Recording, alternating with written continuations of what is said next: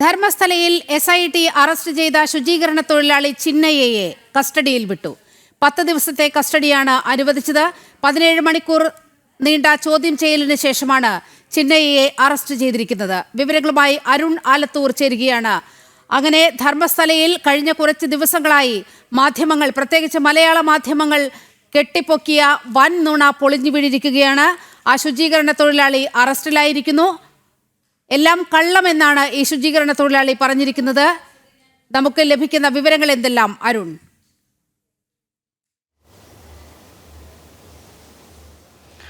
നിലിമ, ഈ ശുചീകരണ തൊഴിലാളിയെ ഇപ്പോൾ കസ്റ്റഡിയിൽ വിട്ടിരിക്കുന്നു എന്നുള്ളതാണ് ഏറ്റവും പുതിയ വിവരം. 10 ദിവസത്തെ SITയുടെ കസ്റ്റഡിയിലാണ് വിട്ടിരിക്കുന്നത്. SIT ഈ ശുചീകരണ തൊഴിലാളിയെ കൂടുതൽ ചോദ്യം ചെയ്യേണ്ടതുണ്ട് എന്നുള്ളതാണ് കോടതി മുമ്പാകെ അറിയിച്ചത്. കാരണം ഇതിലെ ഗൂഢാലോചന ഉൾപ്പെടെ കണ്ടെത്തേണ്ടതായിട്ടുണ്ട്. 17 മണിക്കൂർ, അതായത് ഇന്നലെ രാവിലെ ഒരു 10 മണിയോടുകൂടെയാണ് ഈ ശുചീകരണ തൊഴിലാളിയായ ചിന്നയ്യയെ SIT സംഘം കസ്റ്റഡിയിലെടുക്കുന്നത്. തുടർന്ന് അവർ ചോദ്യം ചെയ്തു. 17 മണിക്കൂറോളം ചോദ്യം ചെയ്യുകയുണ്ടായി. അതിനുശേഷമാണ് അറസ്റ്റ് രേഖപ്പെടുത്തിയത്.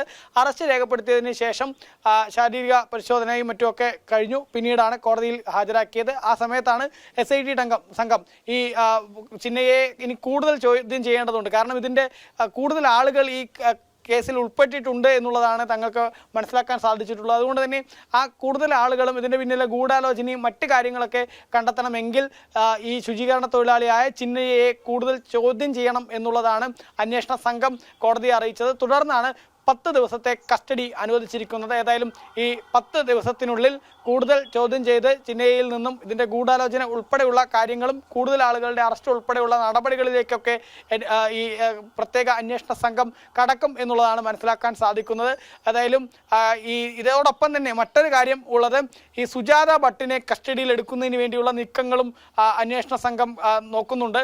ഇന്ന് ഈ സുജാത ഭട്ടുമായി ബന്ധപ്പെട്ട വിഷയത്തിൽ സുജാത ഭട്ടിനെ കസ്റ്റഡിയിൽ എടുക്കുന്നതിന് വേണ്ടിയുള്ള ശ്രമങ്ങൾ പ്രത്യേക അന്വേഷണ സംഘം നടത്തി. പക്ഷേ ആ സമയത്ത് ഇവർ ആരോഗ്യ പ്രശ്നങ്ങൾ കാരണം ബുദ്ധിമുട്ടിലാണ്, ഇപ്പോൾ അതിൻ്റെ ചികിത്സയിലാണ് എന്ന തരത്തിലായിരുന്നു പ്രതികരിച്ചത്. ഉദ്യോഗസ്ഥരൊക്കെ തന്നെ നിരന്തരം ബുദ്ധിമുട്ടിക്കുന്നുണ്ട്. ഇങ്ങനെ ചെയ്താൽ താൻ ആത്മഹത്യ ചെയ്യുമെന്നൊക്കെ പറഞ്ഞ് ഭീഷണിപ്പെടുത്തുന്ന ഒരു നാടകീയ സംഭവ വികാസങ്ങളും അരങ്ങേറുകയുണ്ടായി എന്നുള്ളതാണ്. ഏതായാലും സുജാത ഭട്ടിൻ്റെ അറസ്റ്റും അടുത്ത ദിവസങ്ങളിൽ തന്നെ ഉണ്ടാവാനുള്ള സാധ്യത വളരെയേറെ കാണുന്നു എന്നുള്ളതാണ്. ഒപ്പം തന്നെ ഈ കേസുമായി ബന്ധപ്പെട്ട് മലയാളിയായ ജയൻ ടി, അതുപോലെ തന്നെ ലോറി ഉടമയായ മനാഫ്, യൂട്യൂബറായിട്ടുള്ള വ്യക്തി ഉൾപ്പെടെ നിരവധി ആളുകളുടെ അറസ്റ്റ് ഉണ്ടാവാനുള്ള സാധ്യത വരും ദിവസങ്ങളിൽ കാണുന്നുണ്ട് എന്നുള്ളതാണ് നമുക്ക് മനസ്സിലാക്കാൻ സാധിക്കുന്നത്. നിലവിലേതായാലും അന്വേഷണ സംഘം പ്രധാനമായിട്ടും 2 വ്യക്തികളെ കൂടുതൽ ചോദ്യം ചെയ്യുക എന്നുള്ളതിലേക്കാണ് ഉദ്ദേശിക്കുന്നത് എന്നാണ് ഇപ്പോൾ മനസ്സിലാവുന്നത്. ഒന്ന്, ഈ മുഖംമൂടിധാരിയായ ചിന്നയ്യയാണ് പറഞ്ഞത് 100 കണക്കിന് ആളുകളെ, യുവതികളെ, സ്ത്രീകളെ താൻ കുഴിച്ചിട്ടു എന്ന്. ഏതായാലും 17 ഇടങ്ങളിൽ കുഴിച്ചു നടത്തിയ അന്വേഷണത്തിനൊടുവിൽ ഒന്നും കണ്ടെത്താൻ കഴിഞ്ഞില്ല. ഒരു അസ്ഥി കഷ്ണം പോലും, ഒരു സ്ത്രീയുടെ അസ്ഥി കഷ്ണം പോലും ലഭിക്കുന്ന സ്ഥിതി ഉണ്ടായില്ല. ഇതോടുകൂടെയാണ് ചിന്നയ്യയുടെ അറസ്റ്റ് രേഖപ്പെടുത്തി മറ്റ് നടപടികളിലേക്ക്, കസ്റ്റഡിയിൽ വാങ്ങി മറ്റ് നടപടികളിലേക്ക്, കൂടുതൽ ചോദ്യം ചെയ്യുന്നതിലേക്കൊക്കെ കടന്നിരിക്കുന്നത്. ഒപ്പം തന്നെ ഇനി അടുത്ത ദിവസം തന്നെ സുജാത ഭട്ടിന്റെ അറസ്റ്റ് ഉണ്ടാവാനുള്ള സാധ്യത കാണുന്നുണ്ട്. അതിനുശേഷം അരുൺ, എത്രയോ വലിയ ക്രിമിനൽ ഗൂഢാലോചനയാണ് ധർമ്മസ്ഥല കേന്ദ്രീകരിച്ച് നടന്നത്. ഇനി സുജാത ഭട്ടിനെ കൂടി അറസ്റ്റിലാകുമ്പോൾ ഒട്ടേറെ കാര്യങ്ങൾ പുറത്തു വരാനിരിക്കുകയാണ്. സുജാത ഭട്ട് ഇപ്പോൾ തന്നെ ഇടത് ജിഹാദികളുടെ നാവായി പ്രവർത്തിച്ചു എന്ന ആരോപണം ശക്തമാണ്. ചില നക്സൽ ബന്ധങ്ങൾ ഇവർക്ക് ഉണ്ട് എന്നുള്ള വെളിപ്പെടുത്തലുകളും പുറത്തു വരുന്ന ഒരു ഘട്ടം കൂടിയുണ്ട്. അതായത് ധർമ്മസ്ഥല കേന്ദ്രീകരിച്ച് നടന്നത് ഒരു ഇടത് മാവോയിസ്റ്റ് ഗ്രൂപ്പുകളുടെയും അതുപോലെ ജിഹാദി ഗ്രൂപ്പുകളുടെയൊക്കെ വലിയ ഗൂഢാലോചനയാണ് അവിടെ നടന്നത്. ഇതിന് പിന്നിൽ പ്രവർത്തിച്ചത് ആരൊക്കെ എന്നത് വളരെ വ്യക്തമായി പുറത്തു വരേണ്ടതുണ്ട്. ഈ മുഖംമൂടി ധരിച്ച ചിന്നയ്യയെ മാത്രം അറസ്റ്റ് ചെയ്താൽ അത്തരത്തിലുള്ള കാര്യങ്ങളിലേക്ക് എത്തുകയില്ല. വളരെ കൃത്യമായി ഇതിൻ്റെ പുറകിലുള്ള ഗൂഢാലോചന പുറത്തു വരേണ്ടതുണ്ട്. BBC അടക്കമുള്ള മാധ്യമങ്ങൾ അവിടെ ക്യാമ്പ് ചെയ്തുകൊണ്ട് ധർമ്മസ്ഥലയെ വികൃതമാക്കാൻ, ലോകത്തിന് മുന്നിൽ വികൃതമായി ചിത്രീകരിക്കാൻ നടത്തിയ ശ്രമങ്ങൾ അവിടെ നിൽക്കുകയാണ്. മലയാള മാധ്യമങ്ങൾ അവിടെ തമ്പടിച്ച് അവിടെ വളരെ മോശപ്പെട്ട പ്രചാരണം നടത്തി. ഈ മനാഫ് എന്ന് പറയുന്ന ഒരു മലയാളിയാണ് ഇവിടെ മാധ്യമങ്ങളെയെല്ലാം അവിടേക്ക് എത്തിച്ചത് എന്നുള്ള വിവരങ്ങളും പുറത്തു വരുന്നു. അതായത് വലിയ ഗൂഢാലോചന, അത് അനാവരണം ചെയ്യപ്പെടേണ്ടത് തന്നെയല്ലേ?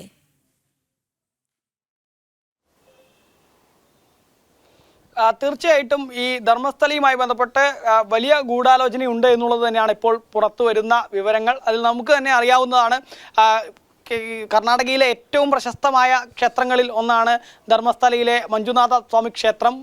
ഉടുപ്പിയും അതുപോലെ തന്നെ മൂകാംബികയും ഒക്കെ പോലെ അവിടുത്തെ വളരെ പ്രധാനപ്പെട്ട ക്ഷേത്രമാണ്. നിരവധി സേവന പ്രവർത്തനങ്ങൾ ചെയ്യുന്ന ആ ക്ഷേത്രത്തിലേക്ക് എത്തുന്ന കാണിക്ക മുഴുവൻ എല്ലാ നാനാജാതി മതസ്ഥരുടെ ക്ഷേമത്തിന് വേണ്ടി ഉപയോഗിക്കുന്ന രാജ്യത്ത് തന്നെ ഏറ്റവും മാതൃകാപരമായിട്ടുള്ള ഒരു ക്ഷേത്രവും ക്ഷേത്ര ട്രസ്റ്റുമാണ് മഞ്ജുനാഥ സ്വാമി ക്ഷേത്രത്തിൻ്റേത് എന്നിരിക്കെ അവിടെ ഇത്തരത്തിലൊരു വിവാദം ഉയർത്തിക്കൊണ്ടുവന്നത് അത് ബോധപൂർവം ആ ക്ഷേത്രത്തെ തകർക്കുന്നതിന് വേണ്ടിയാണ്, ആ ക്ഷേത്ര നഗരിയെ തകർക്കുന്നതിന് വേണ്ടിയാണ് എന്നുള്ളത് തന്നെയാണ് ഉയരുന്ന പ്രധാന ആരോപണം. അത് ശരിവെക്കുന്ന തരത്തിൽ തന്നെയാണ് ഇപ്പോൾ ഈ വിഷയത്തിലെ ഏറ്റവും പുതിയ അപ്ഡേറ്റുകളായിട്ട് ഈ മുഖമൂടി ധരിച്ചിട്ടുള്ള ചിന്നയ്യയുടെ അറസ്റ്റ് ഉണ്ടായിരിക്കുന്നത്. ഒപ്പം ഈ സുജാത ഭട്ട് തനിക്ക് മകളെ ഇല്ല എന്നുള്ള കാര്യം നമ്മൾ ജനം TV നേരത്തെ റിപ്പോർട്ട് ചെയ്ത വാർത്തയെ ശരിവെക്കുന്ന തരത്തിൽ ഒരു ഓൺലൈൻ മാധ്യമത്തിന് തന്നെ മൊഴി നൽകിയിരിക്കുന്നു. തന്നെ ചിലർ ഭീഷണിപ്പെടുത്തി പറയിച്ചതാണ് തനിക്ക് ഇത്തരത്തിലൊരു മകളുണ്ട് എന്നുള്ളത് ഉൾപ്പെടെയുള്ള കാര്യങ്ങളിൽ ഏതായാലും ഒരു വ്യക്തത വന്നിട്ടുണ്ട് എന്നുള്ളതാണ്. അതേസമയം തന്നെ ഇതിന്റെ പിന്നിലുള്ള ഗൂഢാലോചന സംബന്ധിച്ച് പ്രധാനമായിട്ടും നേരത്തെ ഉടുപ്പിയിൽ നിന്നുള്ള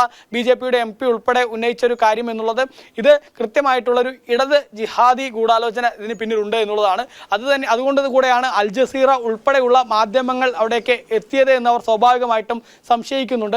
അതുകൊണ്ട് തന്നെ ഒരുപക്ഷെ ഈ ചിന്നയ്യ പറഞ്ഞതിനപ്പുറത്തേക്കുള്ള കാര്യങ്ങൾ പറയാൻ കഴിയുക സുജാത ഭട്ടിനാണ്. കാരണം ഈ സുജാത ഭട്ട് അനന്യ ഭട്ട് എന്ന മകളെ അവതരിപ്പിച്ചത് 2005-ലോ 2007-ലോ മരിച്ചുപോയ വാസന്തി എന്ന പെൺകുട്ടിയുടെ ഫോട്ടോ ഉപയോഗിച്ചുകൊണ്ടാണ്. അനന്യ ഭട്ട് മകളെ കാണാതായി എന്ന ആരോപണം ഉന്നയിക്കുന്നത്. അതായത് വാസന്തി 2007-ൽ മരിച്ചു പോവുകയാണ്, വാസന്തിയുടെ ഭർത്താവ് 2015-ൽ മരിക്കുന്നു. അപ്പോൾ സ്വാഭാവികമായും ഇവരെക്കുറിച്ച് അധികമാർക്കും അറിയില്ല, അധികമാർക്കും ബന്ധങ്ങളില്ലാത്ത വാസന്തി എന്ന് പറയുന്ന വളരെ കൃത്യമായ ആ പെൺകുട്ടിയുടെ ഫോട്ടോ ഇത്തരത്തിൽ ദുരുപയോഗം ചെയ്തിട്ടുണ്ടെങ്കിൽ അത് ചെറിയ ഗൂഢാലോചനയല്ല, അത് വൻ ഗൂഢാലോചനയാണ്. വലിയ ക്രിമിനൽ കോൺസ്പിറസി ഇക്കാര്യത്തിൽ നടന്നിരിക്കുകയാണ്. കർണാടക SIT-യിലേക്ക് ഒതുങ്ങി നിൽക്കുമോ ഈ അന്വേഷണം?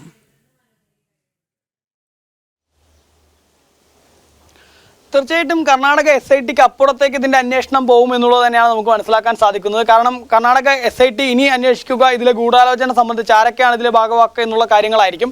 അപ്പോഴും ഈ ഗൂഢാലോചനയിൽ ഇതിന്റെ ഫണ്ടിങ് ആരായിരുന്നു എന്നുള്ളത് കൃത്യമായിട്ട് അറിയേണ്ടതുണ്ട്. കാരണം ഇത്തരത്തിലുള്ള യൂട്യൂബ് ചാനലുകളും അതുപോലെ തന്നെ അൽ ജസീറ ഉൾപ്പെടെയുള്ള മാധ്യമങ്ങളെയൊക്കെ എത്തിക്കണമെങ്കിൽ അതിൽ ഒരു ഗൂഢാലോചനയും ഒപ്പം തന്നെ ഫണ്ടിങ്ങും ഇതിന് പിന്നിൽ നടന്നിട്ടുണ്ട് എന്നുള്ളതാണ് സ്വാഭാവികമായിട്ടും ഉടുപ്പിയിലെ MP ഉൾപ്പെടെ BJPയുടെ MP ഉൾപ്പെടെ ഉന്നയിച്ചിട്ടുള്ള ആരോപണം.